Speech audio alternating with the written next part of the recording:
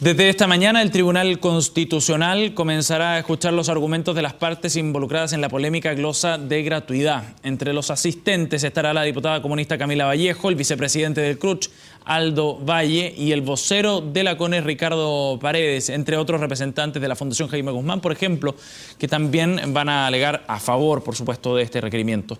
Vamos a ahondar en el tema con el diputado de la Comisión de Educación, además presidente de Bópoli, Felipe Kast. Gracias por estar con nosotros. Bienvenido. Muy buenos días, ¿cómo está? Bien, diputado. A ver, ¿qué perspectivas ve usted en este requerimiento del Tribunal Constitucional? ¿Está bien aspectado a su juicio? ¿Hay buenas razones como para que se acoja precisamente lo que han presentado? Bueno, primero explicarle a la gente qué significa esto. Aquí lo que se presentó es un requerimiento para acusar que la forma en la cual el gobierno extendió beneficios de gratuidad en la educación superior era arbitrariamente discriminatoria por dejar afuera a muchos estudiantes que, teniendo universidades certificadas por el Estado, incluso con mejor certificación que otras, y alumnos con igual o mayor vulnerabilidad, quedaban excluidos del beneficio. Por lo tanto, la expectativa que tiene el requerimiento constitucional es que se extiendan estos beneficios y que no se discriminen a los estudiantes que están siendo excluidos. Sí.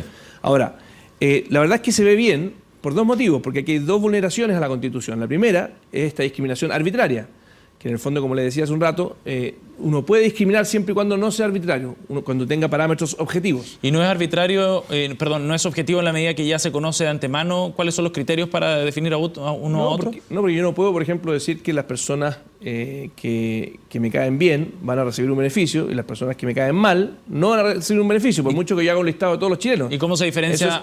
Eso es arbitrario. ¿Y cómo se diferencia respecto a la focalización de una política pública en particular? Bueno, muy diferente, porque en el fondo eso no es arbitrario. Cuando uno dice voy a privilegiar a las familias de más necesidad, eso no es arbitrario, eso es objetivo. Lo que es arbitrario es que familias con la misma necesidad, unas porque yo diga me caen bien, o porque trabajan conmigo, o porque tienen una característica que no es objetiva, que no tiene ninguna connotación con la realidad de poder focalizar los programas en quienes más lo necesitan, o por su calidad, la calidad tampoco es arbitraria. O sea, uno sí puede discriminar, decir, universidades que no están certificadas y que no tienen calidad no reciben beneficio. Entonces aquí el problema es que es arbitrario. Se la dan a los del cartel, del CRUCH, y dejan fuera a otros que tienen mejor certificación.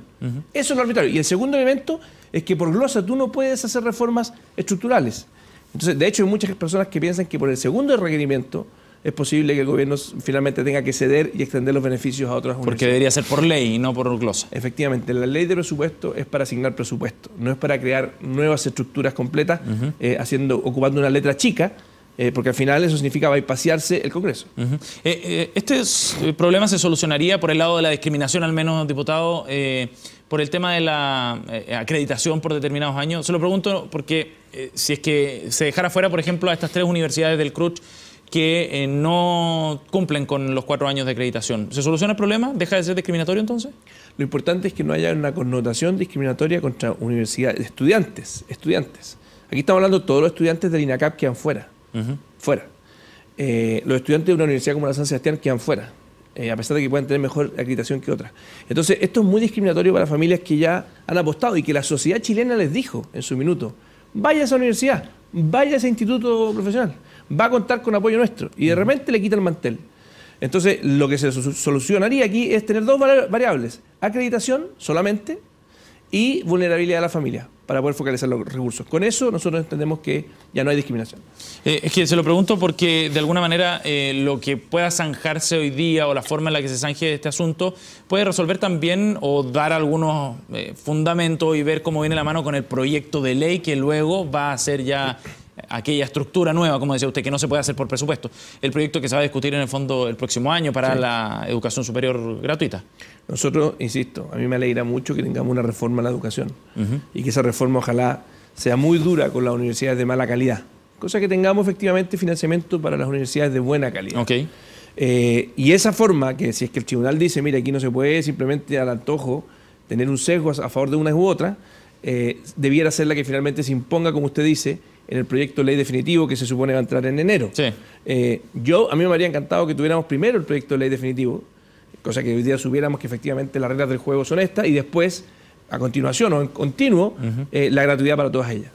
Diputado, ¿cómo se enfrenta el argumento o la posibilidad de que, en este caso, la oposición quede como, de alguna manera, el bloque que terminó o que impidió que algunos alumnos del próximo año accedan a la gratuidad? ¿Eso va a ocurrir? No, de hecho, todo lo contrario. O sea, es cosa que le dan la presentación que se hizo al tribunal. En ningún caso, a mí me encantaría que la ciudadanía entienda que lo que se está buscando aquí es terminar con la discriminación. Y obviamente que no queden fuera familias que hoy día con mayor vulnerabilidad van a universidades con mejor calidad y que están quedando fuera. O sea, de hecho, no hay ninguna posibilidad porque el presupuesto que se aprobó no está siendo cuestionado. O sea, aun cuando el Tribunal Constitucional nos dé la razón, que yo espero que nos dé, al contrario, lejos de caerse el presupuesto va a tener que ser distribuido en forma mucho más justa. Pero el mecanismo de distribución podría llevar, por ejemplo, a que el gobierno decidiera inyectar esos recursos en las universidades del Estado, ¿no? Ese podría ser un plan B, es una de las alternativas que estaría estudiando el gobierno. Sí, pero ahí difícilmente tendríamos que ver nosotros con esa discriminación que hacía el gobierno. O sea, el gobierno tiene no, claro, pero podría ser contraproducente respecto a los objetivos que estaba buscando la oposición con este requerimiento. Bueno, si es que el gobierno finalmente va a ir frente a un requerimiento del Tribunal Constitucional, termina siendo aún más arbitrario de lo que ya es, que es en el fondo dejar fuera a más estudiantes. Claramente nosotros tendríamos que probablemente acudir a una acusación constitucional contra la ministra, o sea, sería algo muy grave para nosotros, que el gobierno, en lugar de reaccionar como el tribunal le dice que hay que hacer, que es decirle no discrimine, que terminara el gobierno discriminando aún más. Y ya el colmo sería que nos dijeran eso es culpa de nosotros, o sea, ya sería la última, la guinda de la torta. Pero es que en ese caso no sería, no entiendo por qué hay discriminación, sino que sencillamente estaría diciendo, bueno, yo decido que con estos recursos vamos a ir a potenciar las universidades que son de mi propiedad del Estado, haciéndose cargo de su, digamos, de su rol, bueno, es que eso es lo que como administrador. Eso es parte de lo que estamos acusando. Aquí las universidades se deben a los estudiantes, a las familias de Chile. La discriminación no es a una universidad, la discriminación es no entregarle ese beneficio a un estudiante que va a otra universidad, que tú como Estado le has dicho a la sociedad que puede operar, y no solamente que puede operar, que tú la certificas que es de calidad. Pero eso significa que no se pueden cambiar las reglas del juego en ningún momento. Nos llevaría como a cierto inmovilismo, ¿no? No, todo lo contrario. La Constitución lo que hace, y por eso se está alegando en este caso, es que no te permite discriminar. Nosotros creemos que es una discriminación arbitraria cuando tú, a una universidad que el Estado le dice que tiene mejor calidad que otra, simplemente porque tenga el RUT, le va a terminar discriminando negativamente y dejando sin beneficios sociales a una familia que tiene más necesidad y que accede a una universidad que el mismo Estado dice que es mejor. O sea, eso para nosotros no tiene vuelta desde el punto de vista de la vulneración de la igualdad ante la ley y los derechos de los ciudadanos para acceder a ciertos beneficios. Diputado, para cerrar esta etapa de la entrevista, ¿qué espera usted del proyecto de ley que debería presentarse ahora, según la presidenta por lo menos, para la reforma a la educación superior del próximo año? Se va a discutir el próximo año. Sí, nosotros esperamos que, le insisto, terminemos con una lógica donde el Estado desgraciadamente ha sido incapaz de meterse en el tema de calidad y que sea extremadamente estricto e igualmente estricto con las universidades que son privadas y las estatales.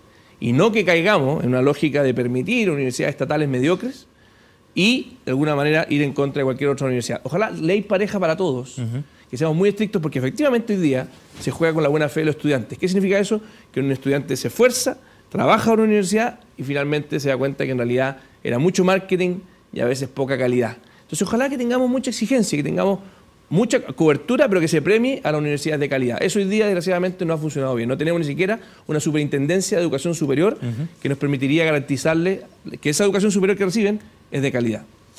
Diputado, vamos a otro tema. El próximo 19 de diciembre, tengo entendido, es el lanzamiento de Chile Vamos, este nuevo conglomerado de oposición. No el lanzamiento, simplemente la estructura institucional. Claro, claro, la presentación, digamos, del Consejo Político. Exacto. En ese sentido, ¿ustedes están conformes con la manera en la que se está trabajando hasta ahora? ¿En algún momento ustedes fueron críticos de cierta parte del trabajo que se estaba realizando? No, yo creo que esta es una coalición que está en formación, que la verdad que es más diversa que lo que estaba acostumbrado el RN y la UDI. Hemos sumado a otros actores como el PRI, que antiguamente estaba en la concertación. Se ha sumado Evolución Política, partido del cual yo soy presidente, en formación. Y la verdad que eso le da una diversidad que hace que muchas de estas discusiones tomen tiempo. Yo no quiero simplemente una montonera, no quiero que nos pase lo que le pasa a la nueva mayoría, que está desde el Partido Comunista hasta la democracia cristiana y no tiene nada que ver uno con el otro. De hecho, son oposición en todas partes del mundo. Es cosa de ver, me tocó visitar Venezuela con Patricio Walker, el presidente del Senado, como observadores internacionales, y ver efectivamente cómo tienes un Partido Comunista que alaba a un Maduro, que es un totalitarista absoluto, brutal, y por otro lado un Patricio Walker que afortunadamente abraza las banderas de la democracia y la libertad. Lo mismo pasa en Cuba, que el Partido Comunista piensa que en Cuba hay democracia.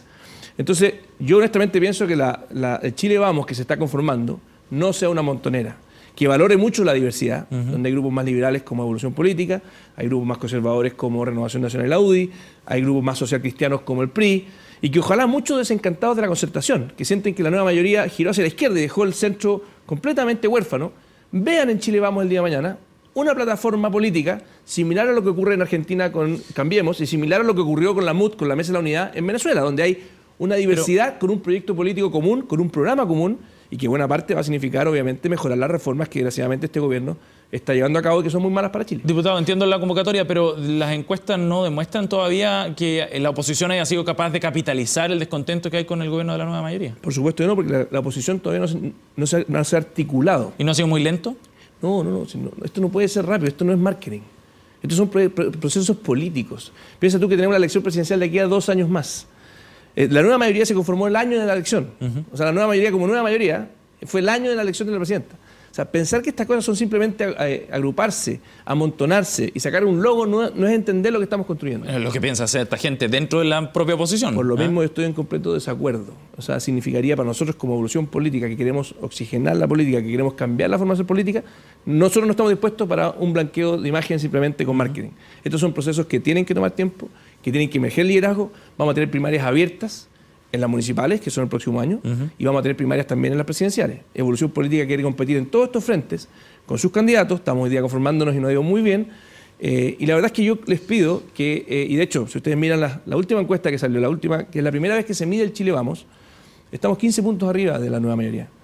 O sea, realmente yo creo que hay una esperanza de que una coalición diversa, distinta, pueda finalmente convocar a un grupo mayoritario de Chile que se siente completamente defraudado de la política. Usted mencionaba esto de las elecciones primarias para el candidato presidencial, pero la figura de Sebastián Piñera naturalmente ha emergido como uno de los candidatos presidenciales eventualmente del 2017 de la oposición. Y de hecho Alejandra Bravo del PRI decía que era una figura como ineludible para el conglomerado. ¿Le parece que es así? ¿Cómo se puede tratar esa figura de Piñera cuando es tan potente? Yo creo que la figura de Piñera es muy importante por una razón muy simple. Y es que tuvimos un gobierno mucho mejor que el actual hace 2 años atrás. Si tú le preguntas a los chilenos, ¿usted prefiere estar en el gobierno hace 2 años atrás que el de actual? Yo te aseguro que, no sé, muchos, la gran mayoría, preferiría estar con el gobierno anterior. Por lo tanto, es natural que él tenga un liderazgo. Ahora, eso no significa que nosotros no vayamos a tener primaria. Y desde Bópoli vamos a competir, Renovación Nacional, tengo entendido que también tienen algunos candidatos interesados. Sebastián Piñera va a tener que competir en ella si es que está dispuesto. Y yo creo que es una carta importante. ¿Usted va a competir también? Evolución Política va a competir.